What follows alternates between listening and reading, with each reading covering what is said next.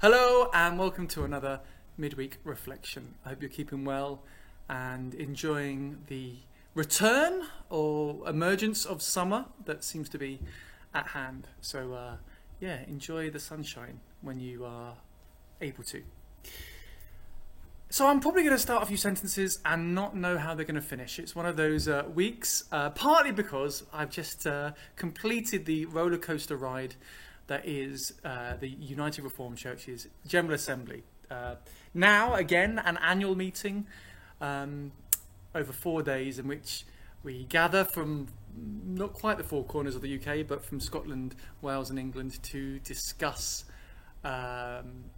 everything to do with church, hopefully something to do with God, and how to engage in the world as disciples of Christ. And sometimes those discussions that we had were really exciting. We discussed things like issues about Palestine and about modern day slavery. And sometimes those discussions were less dynamic, as we talked about pensions and disciplinary processes and things that do not bring me to life, but I know are necessary for us to talk about. But one of the more exciting discussions, because it involves questions of justice and peace, for me was talk of how we can become and embrace being an anti-racist church. Not just non-racist or not racist, but anti-racist. And there's all sorts of ideas and nuances in that phrase, anti-racist. And some of this we looked at last year in our sermon series and reflections on Black Lives Matter and the issue of privilege and prejudice. But being anti-racist essentially means, and feel free to write in with different definitions, but not just not being racist, but actively working against racism, including invisible prejudice, including systemic prejudice that can sometimes happen without us realising. And so one of the resolutions we discussed was how to make sure we have better representation of black and minority ethnic individuals in the I don't want to say leadership of the United Reformed Church, but those in prominent positions, let's say that. And so it was an interesting discussion. It was complex at times. There were points of order, some of which got heated. Jackie Weaver would have had a field day. But we got somewhere with that. And then the following evening, after another full day's worth of discussions, I sat down to watch the England-Italy match, the final of the Euros. And, well, we all know how that ended up. And as the England football team missed those three penalties, I got a message from one of the St David's Uniting Church elders saying, basically now just watch for the racist abuse that those players, that Saka and Sancho and Rashford are going to receive now, because they happen to be three black football players. And sadly, that elder was right. And we've seen that in the last couple of days. Some of the vitriol and hatred thrown at them, ostensibly because they missed the penalty, but actually that talks about who they are in their skin, talks about how their ethnicity makes them different, other, lesser, which of course is completely anti what we believe as Christians and is completely antithetical to the gospel, in which we are all created as beloved children of God. And a lot of the abuse they got were from invisible faces. Invisible faces? Can you be an invisible face? But from those behind it, keyboards, the trolls who were writing horrendous things on social media. Words that were meant to hurt and harm, words which can demean and divide us.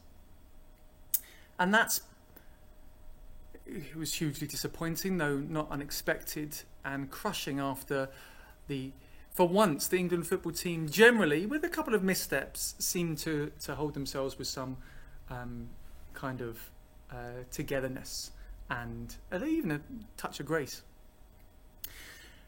Which is why, if you read or heard about Marcus Rashford's response, it was so inspiring, because he wrote a message talking in a very vulnerable way about how he felt about his performance, and how he was sorry for certain things, but he wasn't sorry for who he was as a black man. And if you haven't read Marcus Rashford's response, I really suggest you do. Go and just Google it now. And all of this got me thinking of how we can be an anti-racist church, and took me into complex areas. And sometimes I can be a very simple soul. So I wanted just to think about the words we use. Words which were meant to hurt and harm from those throwing that abuse at those three players, and words of dignity and wisdom and beauty that Marcus Rashford wrote in return. It's not a coincidence that I'm sitting next to those words from Martin Luther King. Love is the only force capable of transforming an enemy into a friend. Anyway, the power of words. This isn't anything new, of course.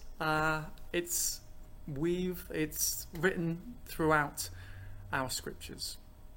In the Sermon on the Mount, in Matthew chapter 5, the Message version, Jesus says, "You're familiar with the command to the ancients, do not murder.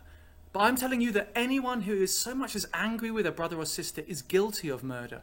Carelessly call a brother idiot, and you might find yourself hauled into court. Thoughtlessly yell stupid at a sister, and you are on the brink of hellfire. The simple moral fact is that words kill." And of course, Jesus was building upon and transforming some of that Old Testament teaching, in which we read similar things. Proverbs contains a wealth of treasures on the power of words, including this from chapter 18. Words kill. Words give life. They're either poison or fruit. You choose. I love that version. That's the Message version of verse 21, if you want to look it up. Words kill. Words give life. They're either poison or fruit. You choose. We might want to try and pull apart systems of injustice. We might want to speak up against those who perpetuate a worldview where some are more worthy than others just because of where they're born or the colour of their skin. And it's important that we do these things. But perhaps, if all that feels a bit much, a bit too big, perhaps we can start with our words, thinking about the words we say, we pray, we think. Because words, as it says in Proverbs, can kill or give life. They're either poison or fruit. And so I want us this week then, in this weekly reflection, your invitation is to think of the words you've used today, the words you've heard, the words you've shared. Think about how you're using them for good or for ill. And perhaps you might want to think of the last compliment you were given. We're often so happy to hear it and get embarrassed and put it to one side. But maybe stop for a minute and think, what was the last compliment you were given? And take some time to hear that, to embrace those words,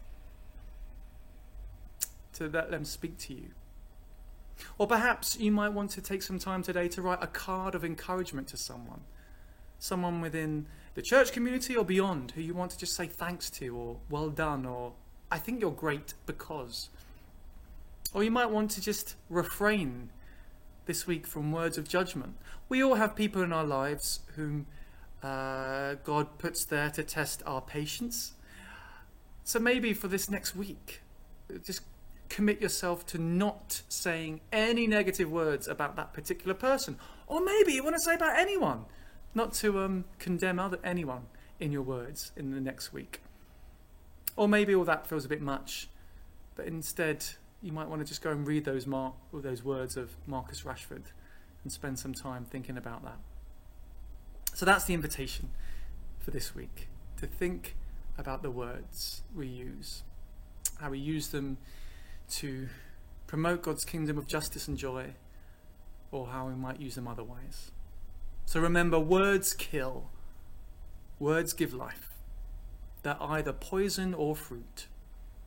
You choose. May you choose wisely this week, and may you be blessed. See you next time.